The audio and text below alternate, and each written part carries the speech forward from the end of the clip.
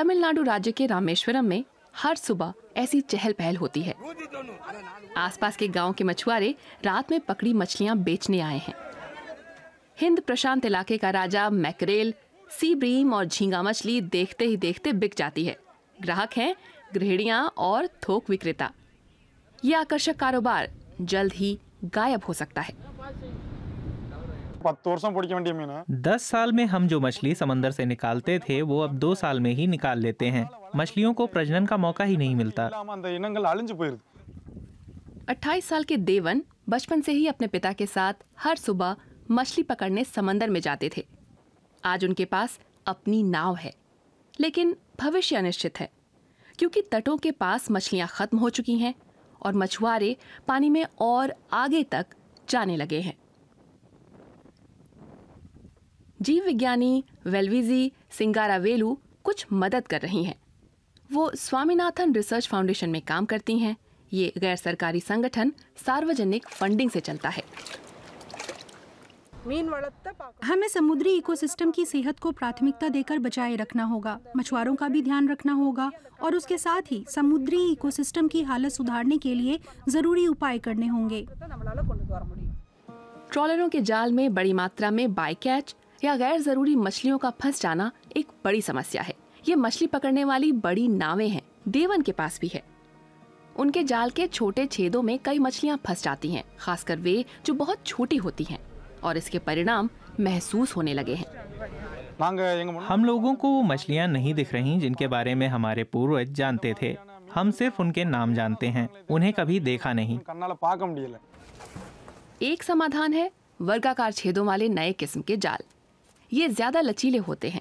इनसे गैर जरूरी छोटी मछलियां निकल सकती हैं और माल भी हल्का हो जाता है।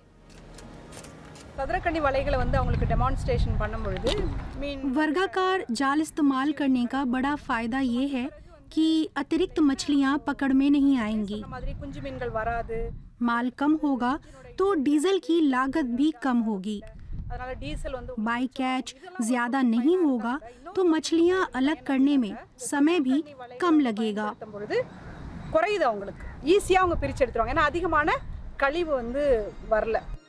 डीजल की कम खपत होगी और पर्यावरणीय प्रदूषण भी कम होगा।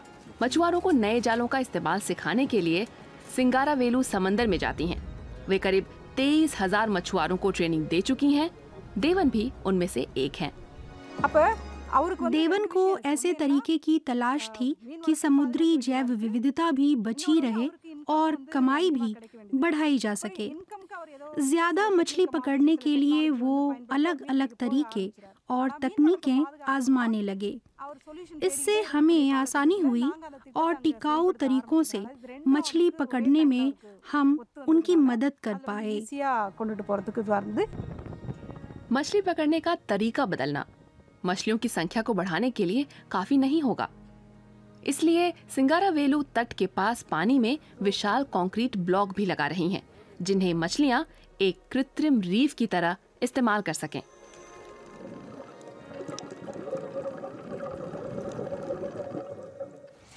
जमीन पर उन्होंने बेहतर सुविधाएं खड़ी करने में मदद की है। करीब 50 औरतें इस तरह के फिश प्रोसेसिंग ऑपरेशनों में काम करती हैं। पहले मछलियां खुले में सुखाई जाती थीं और सड़क किनारे बेची जाती थीं, लेकिन अब काम बेहतर ढंग से होने लगा है।